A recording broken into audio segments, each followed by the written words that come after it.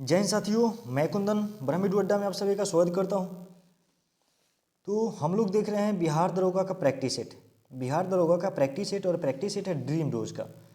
Dream रोज का practice set देख रहे हैं और इसमें हम लोग 4 प्रैक्टिस सेट कर चुके हैं और आज हमें करना है 5वां प्रैक्टिस सेट। इससे पहले हम लोग एडिटोरिया का जो बिहार दरोगा का प्रैक्टिस सेट आया था वो हम लोग कर चुके हैं। तो अगर वो वीडियो आपको देखना है बिहार दरोगा एडिटोरिया का प्रैक्टिस सेट तो आप वीडियो में जाके देख सकते हैं।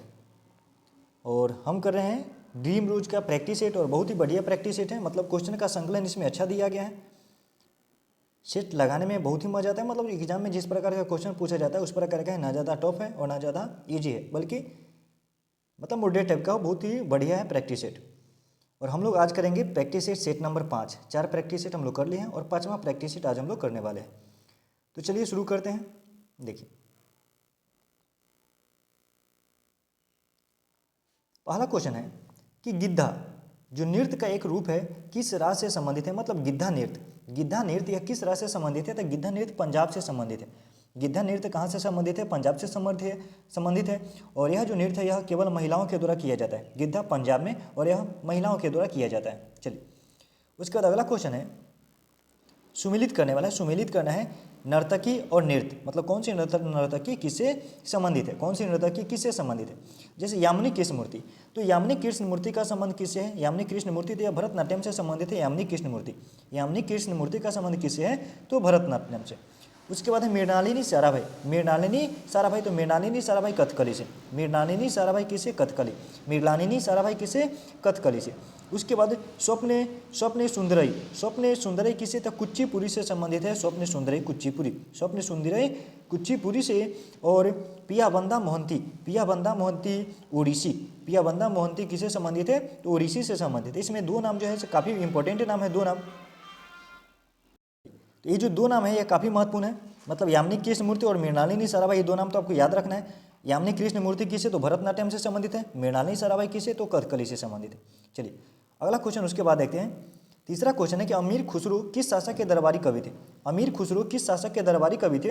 तो अमीर खुसरो अलाउद्दीन खिलजी के दरबारी कवि थे अमीर खुसरो का वास्तविक नाम पूछे कि अमीर खुसरो का वास्तविक नाम क्या है? तो अबुल हसन यमुनुद्दीन, ध्यान में रखना है। चलिए अगला क्वेश्चन उसके बाद देखिए बोडो निवासी कहाँ की है? मतलब बोडो अमेजन बेसिन, संथाल परगना क्षेत्र, गारो पहाड़ी या मध्य प्रदेश। तो बोडो कहाँ? देखिए मैथिली, संथाली, बोडो, डोगरी। मतलब बोडो और डोगरी, बोडो तो बोडो या गारो पहाड़ी की। बोडो कहाँ? बोडो गारो पहाड़ी के है बोडो निवासी, गारो पहाड़ी की। उसके बाद भारत में जनसंख्या वृद्धि के इतिहास में कौन सा वर्ष महाविभाजन का वर्ष कहलाता है? तो महाविभाजन का जो वर्ष कहलाता है वर्ष 1921। वर्ष 1921 को महाविभाजक या महाविभाजन का वर्ष कहा जाता है। चलिए अगला क्वेश्चन उसके बाद है कि भारत के किस नगर को इलेक्ट्रॉनिक उद्योग की राजधानी कहा जाता है? इलेक्ट्रॉनिक उद्योगों की राजधानी किसे कहा जाता है? तो बेंगलुरु को कहा जाता है इलेक्ट्रॉनिक उद्योगों की राजधानी। अगला क्वेश्चन उसके बाद 7 नंबर क्वेश्चन है कि विश्व की प्रथम हवाई डाक सेवा का प्रारंभ कब हुआ? विश्व की प्रथम हवाई डाक सेवा का प्रारंभ कब हुआ? तो 1911 में। विश्व की प्रथम हवाई डाक सेवा कब हुई? तो 1911 में हुई थी। 1911 में। और कहाँ से कहाँ? तो इलाहाबाद से नैनी, ध्यान में रखना, इलाहाबाद से नैनी।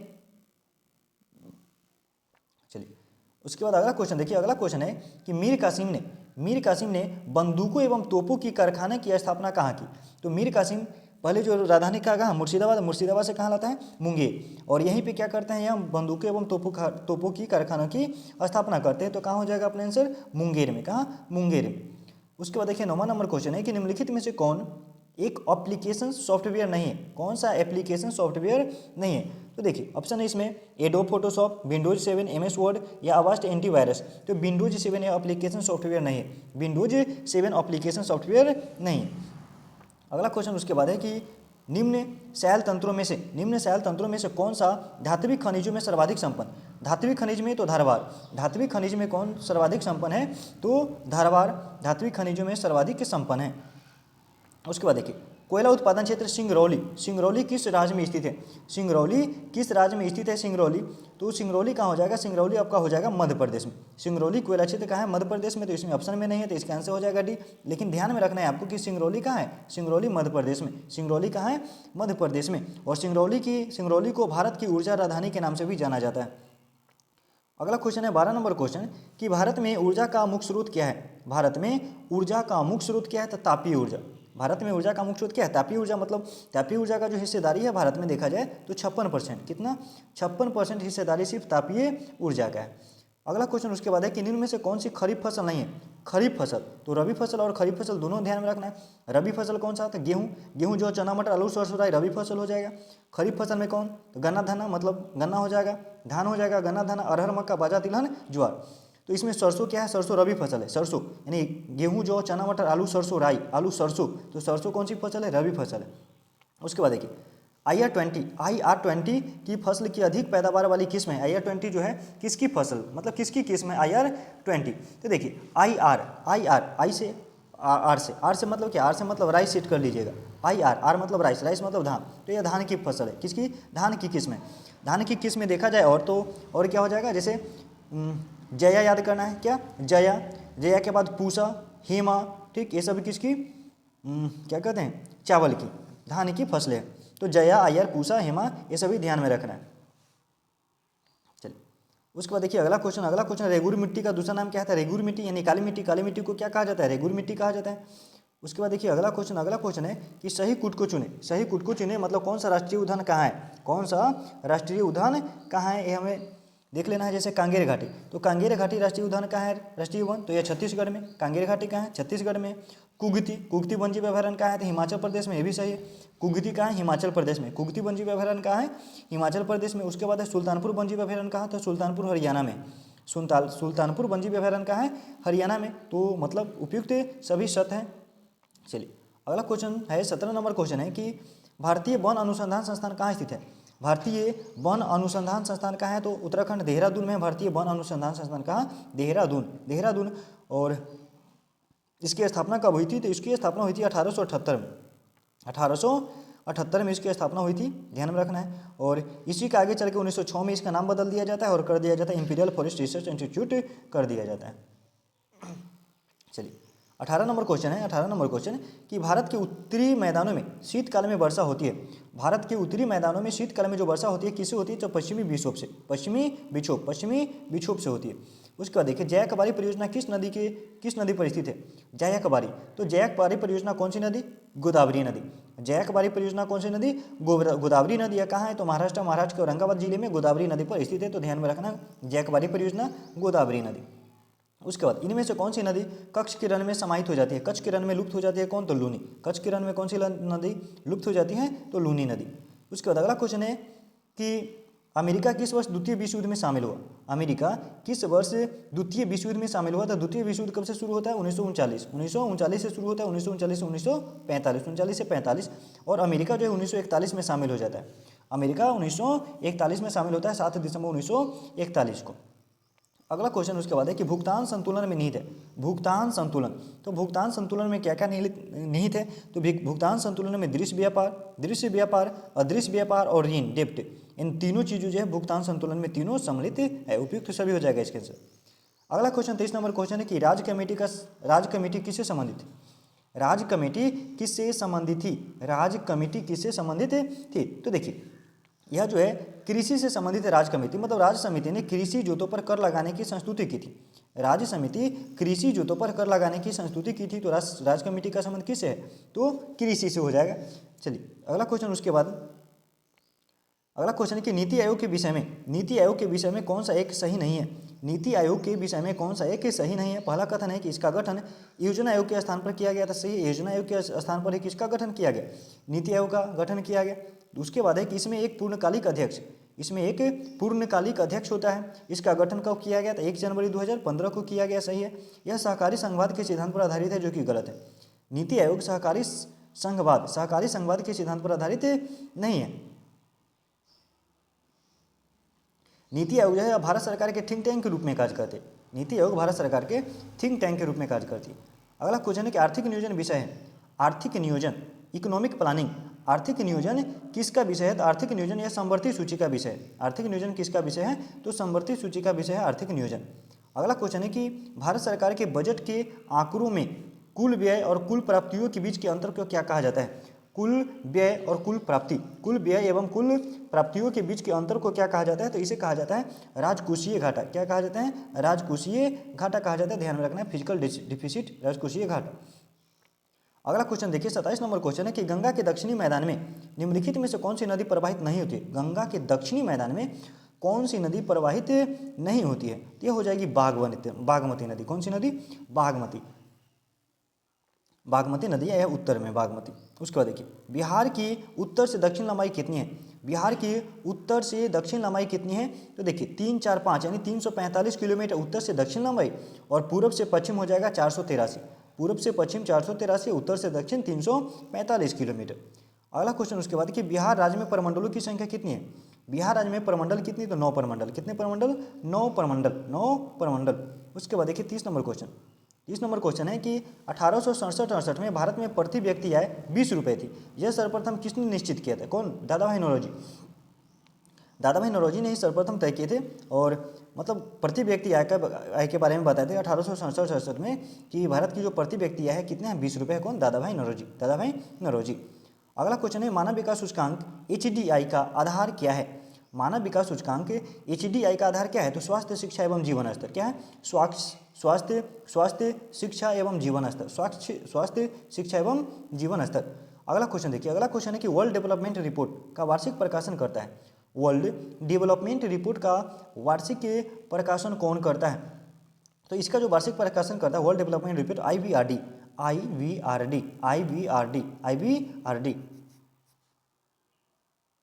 चलिए 33 नंबर क्वेश्चन है कि यदि तरंग 2.5 सेकेंड में 20 कंपन पूरी करता है तो इसकी आवृत्ति क्या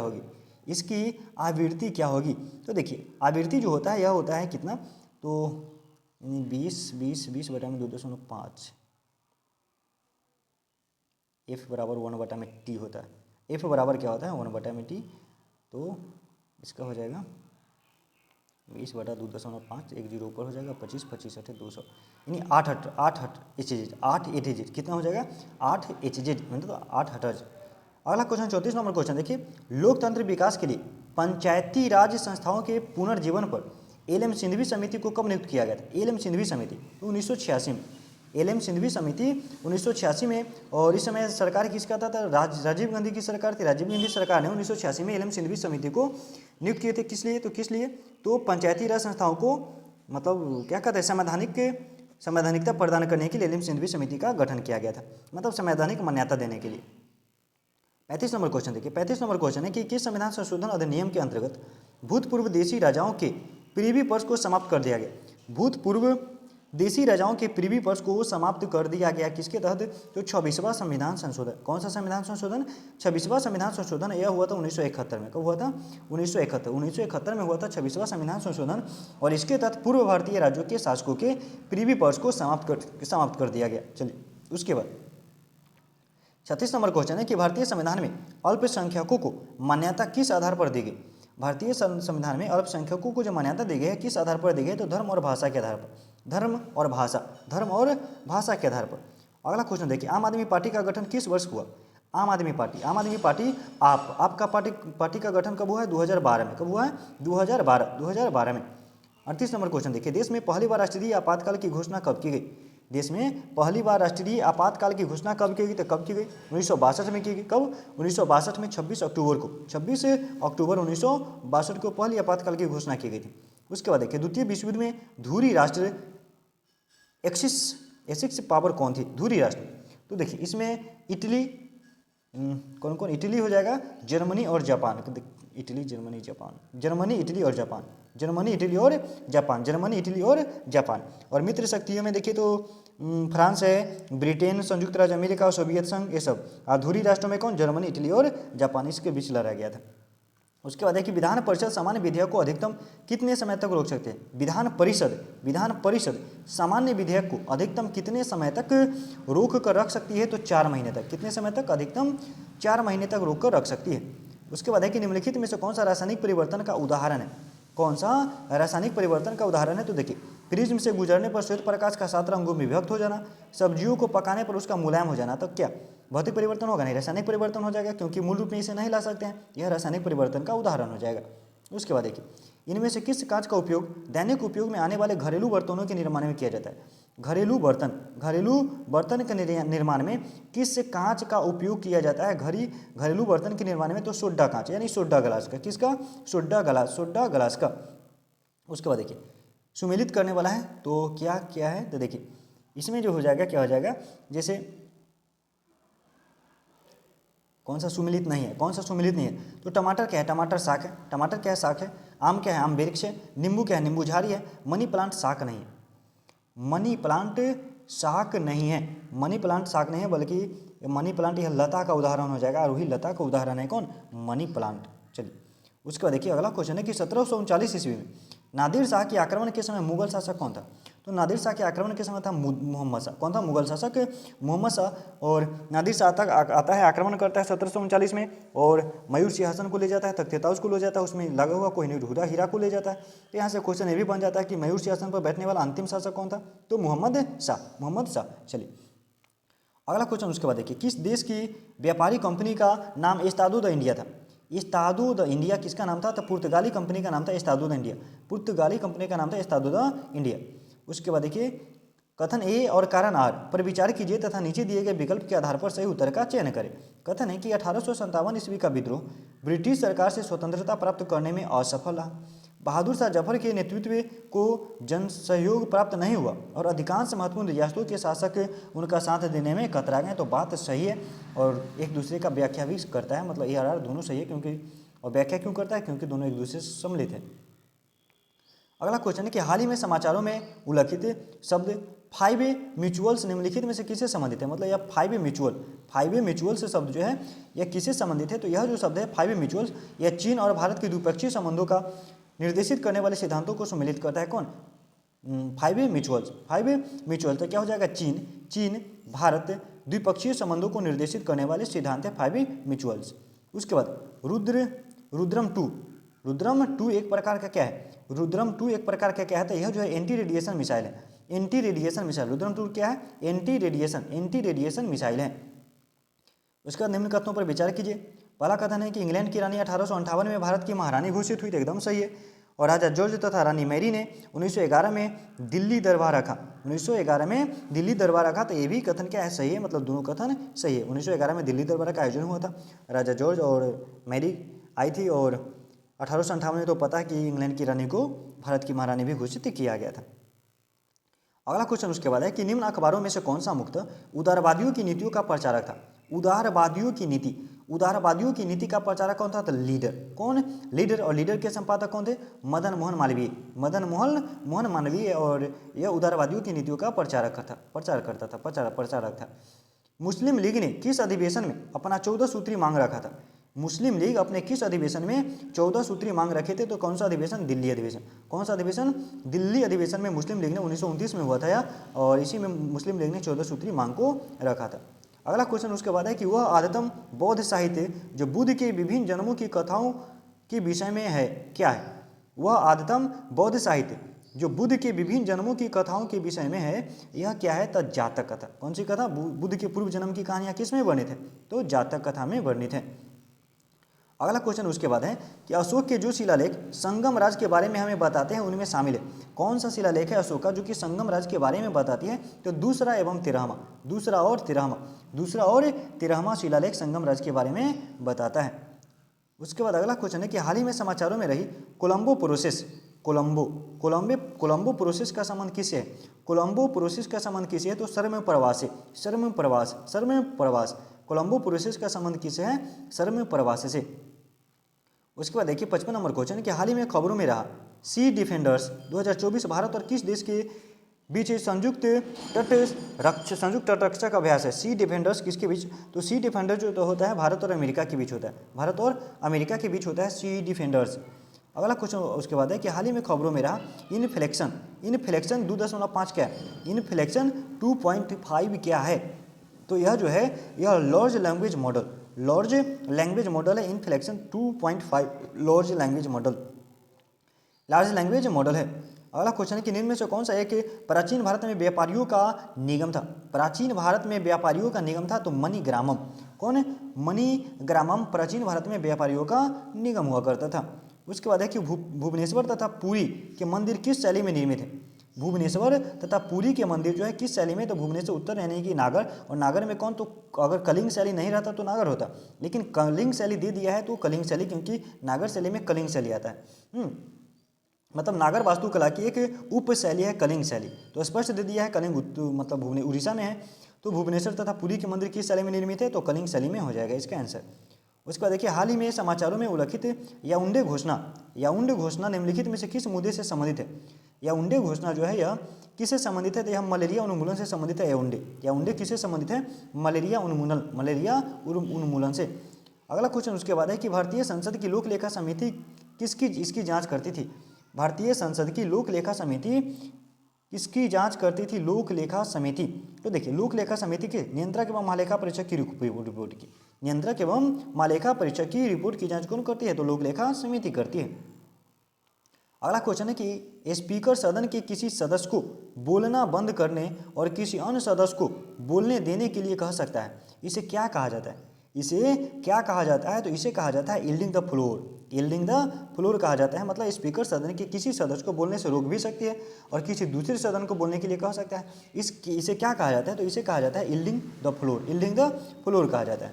अगला क्वेश्चन है कि बिहार के किस जिले में पटवा टोली नामक गांव को आईआईटी फैक्ट्री के नाम से मान्यता मिली है। आईआईटी फैक्ट्री के नाम से मान्यता मिली है पटवा टोली गाँव, यह कहाँ है, तो यह गया में पड़ता है। पटवा टोली कहाँ है, गया में, जिसे आईआईटी फैक्ट्री के नाम से जाना जाता है इस गांव को। अगला क्वेश्चन है कि रैंप स्कीम का संबंध किससे है। रैंप स्कीम का संबंध किससे है, तो सूक्ष्म लघु एवं मध्यम उद्यम क्षेत्र से संबंधित है रैंप स्कीम। सूक्ष्म लघु एवं और मध्यम उद्यम क्षेत्र से संबंधित है रैंप स्कीम। अगला क्वेश्चन है कि अंग्रेजों द्वारा रैयतवाड़ी बंदोबस्त लागू किया गया कहाँ, तो मद्रास एवं मुंबई प्रेसिडेंसी में लागू किया गया था रैयतवाड़ी कौन, तो टॉमस मुनरो एवं अलेक्जेंडर रीड। उसके बाद देखिए, कालीमंतान जिस अंग का द्वीप है, मतलब जिस द्वीप का अंग है कालीमंतान वह है, तो कालीमंतान किसका, बोर्नियो का। कालीमंतान किसका है, बोर्नियो द्वीप का अंग है कालीमंतान। उसके बाद देखिए, निम्न कथनों पर विचार कीजिए। पहला कथन है कि अर्थव्यवस्था में मुद्रास्फीति को रोकने के लिए बैंक दर को घटाया जाता है। अर्थव्यवस्था में मुद्रास्फीति को रोकने के लिए बैंक दर को घटाया जाता है। दूसरा ऑप्शन देख लेते हैं। दूसरा है कि बैंक दर वह दर होती है जिस पर भारतीय रिजर्व बैंक आवश्यकता पड़ने पर अन्य व्यापारिक बैंकों को दीर्घकालिक ऋण उपलब्ध कराता है, तो ये तो सही है। क्वेश्चन देख लेते हैं, क्वेश्चन क्या है। क्वेश्चन है कि सत्य कथन का चयन करें, तो सत्य कथन है सिर्फ 2, मतलब एक कथन सही है, बैंक दर सही है, तो ओनली फॉर 2, केवल 2। अगला क्वेश्चन देखिए, पृथ्वी का सबसे गहरा स्थल कौन सा है, तो मेरियाना गर्त। पृथ्वी पर सबसे गहरा स्थल कौन सा है, मेरियाना गर्त, जो कि प्रशांत महासागर में स्थित है। अगला क्वेश्चन है कि निम्नलिखित में से कौन सा पदार्थ पानी में मिलाने पर गर्मी पैदा करता है। पानी में मिलाने पर गर्मी पैदा करता है, तो कौन, कैल्शियम ऑक्साइड CaO पानी में मिलाने पर यह क्या, गर्मी पैदा करता है, तो मतलब चलिए हीट। अगला क्वेश्चन है कि the house was dash river and railway station, तो between, the house was between river and railway station, यहाँ क्या हो जाएगा, बिटवीन हो जाएगा। उसके बाद है कि पालक में निम्नलिखित में से कौन सा अम्ल पाया जाता है। पालक में कौन सा अम्ल पाया जाता है, तो पालक में कौन सा अम्ल पाया जाता है, तो पालक में पाया जाएगा। देखिए, इसमें अम्ल का क्या दिया गया, सूत्र दे दिया गया, तो इसका आंसर हो जाएगा C2H2O4, C2H2O4, C2 यानी मिथ मतलब इथाइल। उसके बाद देखिए, अगला क्वेश्चन है कि निम्न में से कौन सी यांत्रिक तरंग है, रेडियो तरंग है, एक्स तरंग है, प्रकाश तरंग है, या ध्वनि तरंग है। कौन सी यांत्रिक तरंग है, तो ध्वनि तरंग यांत्रिक तरंग है, ध्वनि तरंग यांत्रिक तरंग है, ध्वनि तरंग। उसके बाद देखिए, मनुष्य की श्रव्यता की सीमा कितनी, तो 20 से 20 हजार हर्ट्ज जो है श्रव्य सीमा है, तो इसमें क्या हो जाएगी, 20 से 20,000 होनी चाहिए, 2,000 नहीं बल्कि 20,000, एक और जीरो होगा यहाँ, 20 से 20,000। उसके बाद देखिए, डाइन किसका मात्रक है, तो डाइन जो है यह बल का मात्रक है। डाइन किसका मात्रक है, बल का सीजीएस पद्धति में मात्रक हो जाता है डाइन। ठीक, चलिए उसके बाद हीरा का चमकना उदाहरण है। हीरा का चमकना तो पूर्ण आंतरिक प्रवर्तन, उसके बाद डीएनए की खोज किसने की? डीएनए की खोज किसने की? तो फ्रेडरिक मेसन डीएनए की खोज किसने की? Frederick Mason. उसके बाद देखिए साबुन निम्न के द्वारा ग्रीस हटाता है। साबुन किसके द्वारा ग्रीस हटाता है? तो पैसीकरण के द्वारा। कौन सी? इमल्सिफिकेशन, पैसीकरण के द्वारा साबुन ग्रीस को हटाता है। उसके बाद देखिए परमाणु संख्या 29 किससे संबंधित है? मतलब कौन सा ब्लॉक से संबंधित है? परमाणु संख्या 29। तो देखिए परमाणु संख्या 29 से अगर इसका इलेक्ट्रॉनिक विन्यास निकाला जाए परमाणु संख्या 29 का, तो 1:2, 2:2 इस प्रकार से अगर निकालेंगे तो वह अंतिम में जो है 1:2, 2:2, 2:6 इस करके डी में आता है, यानी कि 3D10 में आ जाएगा। मतलब यह डी ब्लॉक का तत्व है। किसका तत्व है? डी ब्लॉक का तत्व है। इलेक्ट्रॉनिक विन्यास निकाल लीजिए और ब्लॉक को निकाल लीजिए। धोने का सोडा का रासायनिक नाम? धोने का सोडा सोडियम कार्बोनेट। धोने का सोडा क्या होता है? सोडियम कार्बोनेट होता है, Na2CO3। ठीक है। वहीं खाने वाला सोडा होता है सोडियम बाई कार्बोनेट, NaHCO3। उसके बाद एल्यूमिनियम बनाने के लिए कौन सा मुख्य खनिज प्रयोग होता है? एल्यूमिनियम। तो मतलब एल्यूमिनियम का कौन सा एस्क है? तो बॉक्साइट किसका एस्क है? बॉक्साइट एल्यूमिनियम का एस्क है। बाद बाकी हेमाटाइट, मैग्नेटाइट यह लोहा का एस्क है। उसके बाद देखिए एक पक्षी तथा कीट के पर क्या होते हैं? एक पक्षी है और एक कीट है। इसके पर मतलब जो पंख होते हैं क्या होता है? तो यह समरूप होता है। समरूप मतलब क्या हो जाएगा? समवर्ती अवयव होते हैं। समवर्ती अवयव होता है, यानी कि समरूप होता है पंख। उसके बाद देखिए नाभिक के अलावा कोशिका के किस कोशिकांग में डीएनए पाया जाता है? नाभिक के अलावा कोशिका के किस कोशिकांग में डीएनए पाया जाता है? तो नाभिक और एवं माइटोकॉन्ड्रिया। नाभिक एवं माइटोकॉन्ड्रिया, तो माइटोकॉन्ड्रिया हो जाएगा इसका आंसर। उसके बाद देखिए लार नील में से किसके पाचन में सहयोग करती है? लार किसके पाचन में सहयोग करती है? तो स्टार्च का पाचन में। किसके पाचन में? स्टार्च के पाचन में लार सहयोग करती है, स्टार्च के पाचन में। देखिए उसके बाद है कि निम्न विटामिन में से कौन से किसी स्वप्न को पर्याप्त अवधि तक याद रखने में, तो स्वप्न को पर्याप्त अवधि तक याद रखने का काम कौन करती है? तो विटामिन B6। कौन सी? विटामिन B6 अपना इसका आंसर हो जाएगा विटामिन B6। अगला क्वेश्चन है कि निम्न में से कौन सा रूपांतरित स्तंभ है? मतलब रूपांतरित तना है। रूपांतरित तना, तो तना क्या होता है? तना, आलू हल्दी ये सब क्या है? अदरक, ये सब तना का उदाहरण है। तो आलू क्या है? तो आलू तना है, ना कि जड़ है। उसके बाद देखिए यक्ष्मा रोग किससे होता है? यक्ष्मा मतलब टीबी। यक्ष्मा मतलब टीबी। तो टीबी किससे होता है? टीबी बैक्टीरिया से होता है। टीबी किससे होता है? बैक्टीरिया से। यक्ष्मा किससे होगा? तो बैक्टीरिया से होता है। उसके बाद देखिए बिहार में द्वैध शासन की शुरुआत किस अधिनियम के द्वारा की गई थी? बिहार में द्वैध शासन, तो द्वैध शासन की जो शुरुआत होती है वो 1919 के गवर्नमेंट ऑफ इंडिया एक्ट के तहत की जाती है। तो वही हो जाएगा 1919 के गवर्नमेंट ऑफ इंडिया एक्ट द्वैध शासन की शुरुआत होती है। तो हर जगह होती है, तो बिहार में भी होगा, तो वही हमारा आंसर हो जाएगा 1919। बस नाम जोड़ दिया गया बिहार में। उसके बाद देखिए अगला क्वेश्चन है कि बिहार में उर्दू को दूसरी राजभाषा का दर्जा कब दिया गया? बिहार में उर्दू को दूसरी राजभाषा का दर्जा कब दिया गया? तो 1984 में। 1984 में उर्दू को दूसरी राजभाषा का दर्जा दिया गया था, 1984 में। उसके बाद देखिए निम्नलिखित में से कौन सा नाइट्रोजन फिक्सिंग जीव नहीं है? नाइट्रोजन फिक्सिंग जीव, तो नाइट्रोजन फिक्सिंग में क्या हो जाता है? एनाबीना, नॉन स्टॉक एवं एजोटोबैक्टर, ये तीनों है। एनाबीना, नॉन स्टॉक एवं एजोटोबैक्टर है, तो कौन नहीं हो जाएगा? ये नहीं है, मतलब पेसिडोमोनास नहीं है, पेसिडोमोनास नहीं है।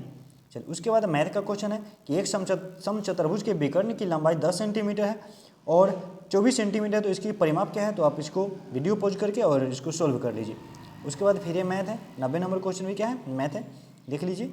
उसके बाद अगला क्वेश्चन है करेंट का कि टाइम पत्रिका 2024 की सूची में किस भारतीय महिला को विश्व की सर्वाधिक प्रभावशाली व्यक्तियों के रूप में शामिल किया गया? किस महिला को विश्व की प्रभावशाली व्यक्तियों के रूप में शामिल किया गया है? तो दो में कौन कौन है? एक तो आलिया भट्ट और दूसरा साक्षी मलिक एवं आलिया भट्ट को। उसके बाद देखिए विश्व मौसम विज्ञान संगठन की 2024 रिपोर्ट के अनुसार अभी तक का सबसे गर्म वर्ष कौन सा रहा है? तो 2023 सबसे गर्म वर्ष रहा है। उसके बाद देखिए अंगारा A5 रॉकेट का संबंध किस देश से है? अंगारा A5 रॉकेट का संबंध किससे है? तो रूस से। अंगारा A5 रॉकेट का संबंध किससे है? रूस से है। उसका देखिए बिम्स्टेक की सदस्यता किस देश ने ग्रहण नहीं की है? बिम्स्टेक की सदस्यता, तो बिम्स्टेक में पाकिस्तान नहीं है। बिम्स्टेक में bay of Bengal initiative for multi sectoral, तो इसमें कौन है? पाकिस्तान ही है। भारत मतलब भारत के नज़दीक सब है, लेकिन पाकिस्तान इसमें नहीं है। उसके बाद किसे 30 अप्रैल 2024 को भारतीय नौसेना का प्रमुख बनाया गया? भारतीय नौसेना का प्रमुख कौन है? तो दिनेश कुमार त्रिपाठी भारतीय नौसेना के प्रमुख है। अगला क्वेश्चन है कि ओलंपिक खेल 2024 में भारतीय हॉकी टीम ने किस देश को हराकर कांस्य पदक जीता? तो जर्मनी को हराकर भारतीय हॉकी टीम ने कांस्य पदक जीता था। किसे हरा के? सॉरी, जर्मनी ने कांस्य पदक जीता स्पेन को हरा के।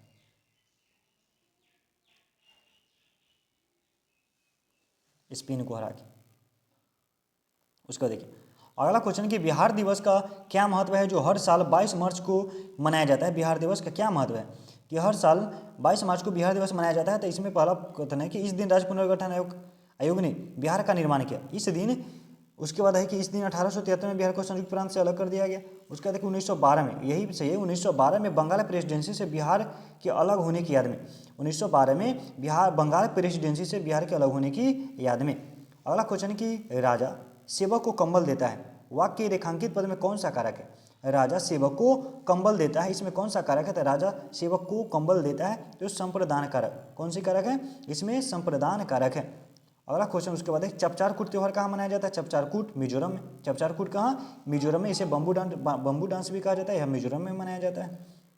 उसके बाद है कि निम्नलिखित 4 वेदों में से किस एक में जादुई साया एवं वशीकरण, तंत्र मंत्र, जादू टोना, साप वशीकरण सब किस में है? तो अथर्ववेद। सब किस में है? ये सभी अथर्ववेद है। तो अपना 100 क्वेश्चन पूरा हुआ। तो चलिए एक सेट अपना कंप्लीट हो गया, सेट नंबर 5। तो इसी प्रकार से हंसते रहिए, मुस्कुराते रहिए और अपनी तैयारी में जोर शोर से लगे रहिए, जी जान लगा दीजिए। इस बार अपने कंधों पर डबल स्टार लगाइए। जिस प्रकार से हंस रहा है उसी प्रकार से आप अपने जीवन में मुस्कान लाइए। तो चलिए वीडियो देखने के लिए आप सभी का बहुत बहुत धन्यवाद। जय हिंद।